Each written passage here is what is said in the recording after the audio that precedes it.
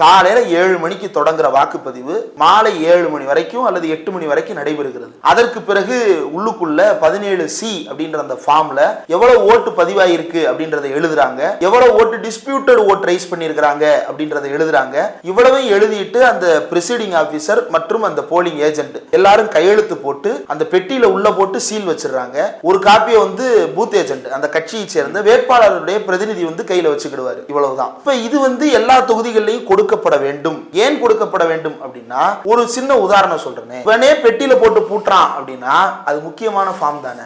அந்த முக்கியமான ஃபார்ம் என் கையில கொடுக்கணும்ன்றது சட்டம்னா அதை கொடுத்திருக்க வேண்டியது உன்னுடைய கடமை தானே. அதை கொடுக்கல அப்படின்னா என்ன செய்ய போற?